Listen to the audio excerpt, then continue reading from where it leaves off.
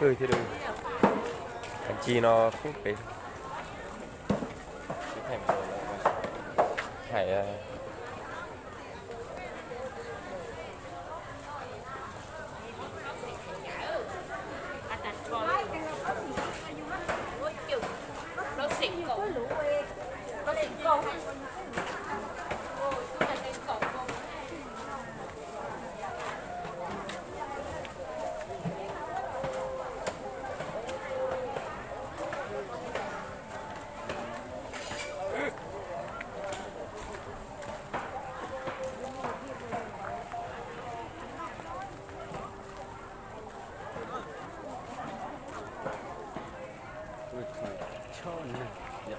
cho cái chó này đây chó sao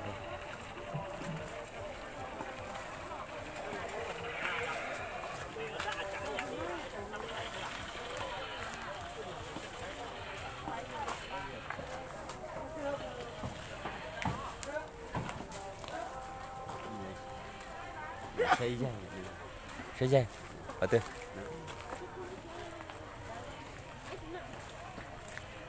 hết bóng lắm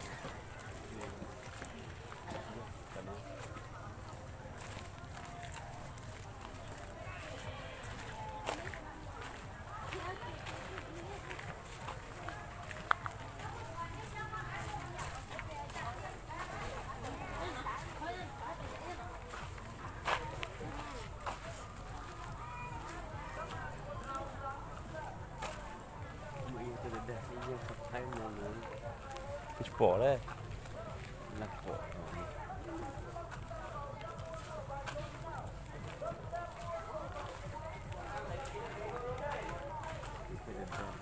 sắp thấy khẽ chưa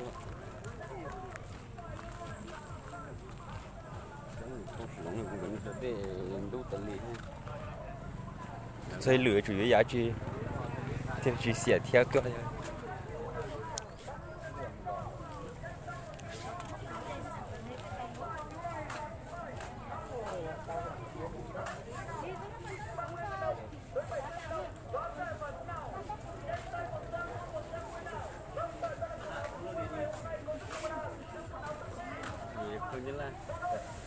như là từ cho nó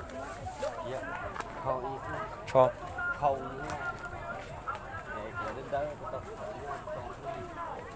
ừ đó nè đang mé cho hỏi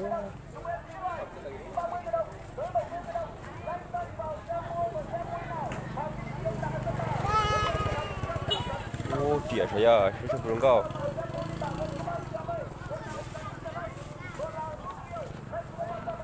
chính nhất là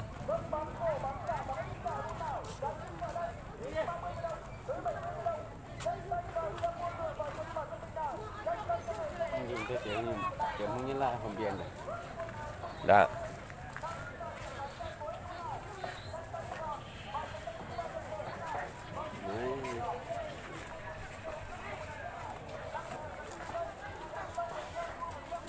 cho lá chủ nhật cho nó không lá chủ nhật cho nó không con cho nó đen ha rồi nó lắm người thôi nó khó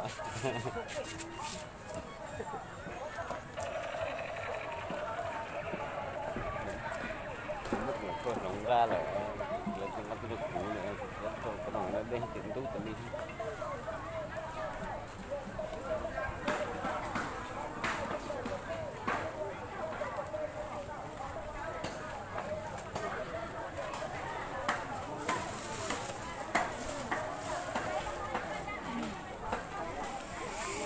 anh mình chơi kỳ hứng quá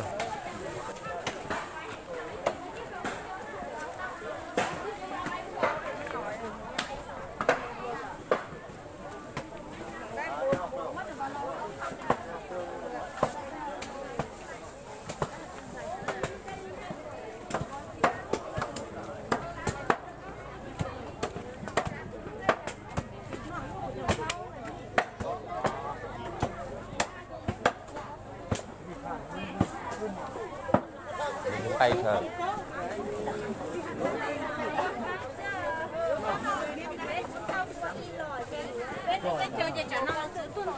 đi mà thật được rồi trời Thao to lo chè là cho này không biết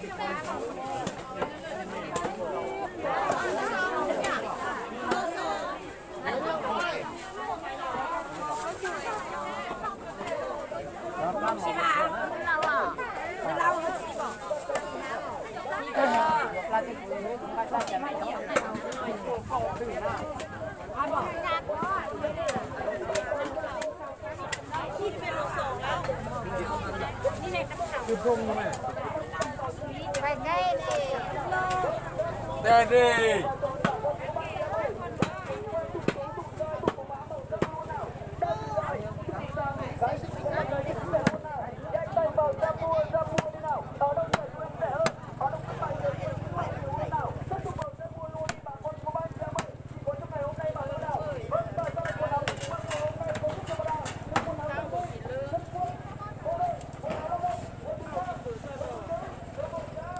Bình nên cần lo mình hiểu con.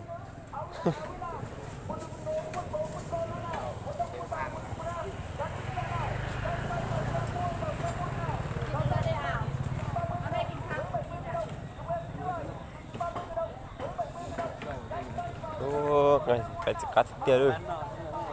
À.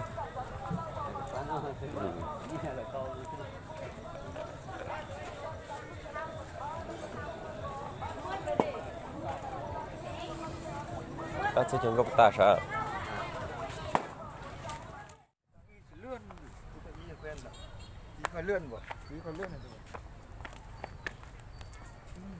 Ta tỏ sở kia là lúc kia này, nó cái này là tôi nói cái ăn nuốt lao vậy.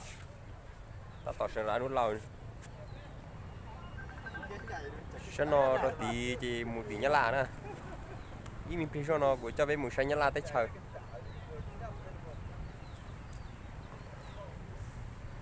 Cái tí là đồ nó chỉ sao nó là một đồ sắn bọt té.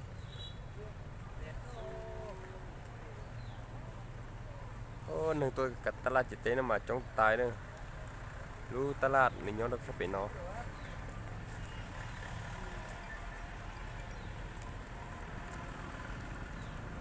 Bên tay của tôi còn thay ta lâu rồi. Sách tala lạt chỉ té chỉ nên trong bụng của nó nữa ý nghĩ quý rau.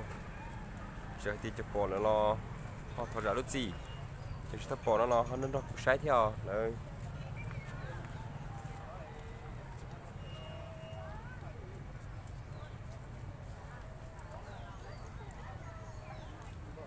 thì nó chỉ lúc chơi một tí cho xe đèn nhá là ít cái chuyện gì nó cố tò một sai nhá là